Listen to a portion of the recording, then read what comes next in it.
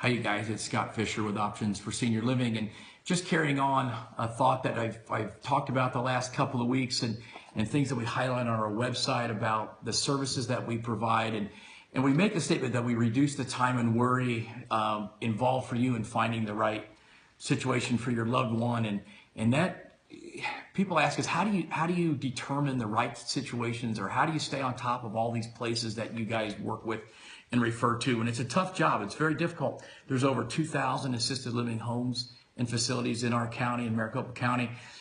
New places are being built all the time. And so there's a few things that we depend upon, as well as just really our hard work of going out and meeting with and seeing these facilities on a regular basis that we commit our time to.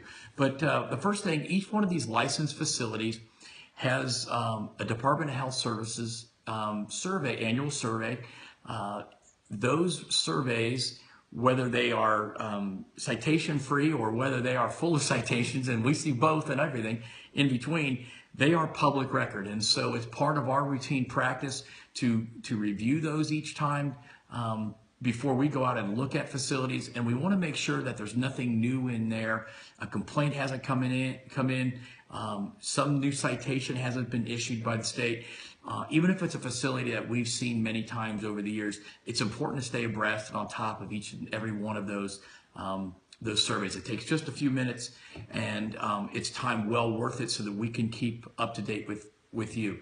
In addition, there's also a separate set of licensure that goes into these assisted living homes and centers, and that's through a licensing board called the NCAI board.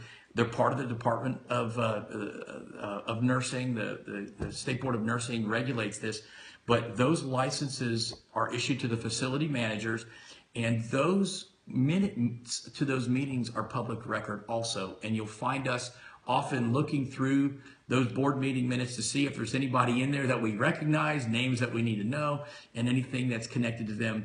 And it's usually negative, of course, if they're being brought before the board for some kind of review.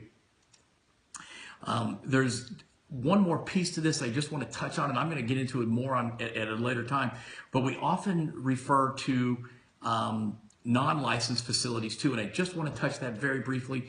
We have what we call independent senior living here in this state, and those are non-licensed senior living apartment communities that are full of activities and meals and services and support programs for seniors, but no care is involved in those.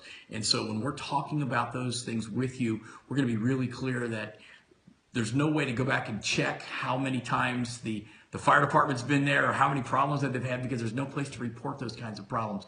But we depend upon our activity, our connections to our colleagues, and as I said, our activity and checking on those things on a regular basis. But those independent senior living deserve a whole other segment to talk about all by themselves, but I wanted to mention that here this afternoon. So thanks for joining me. If you have any questions or want more information, please go to our website at optionsforseniorliving.com.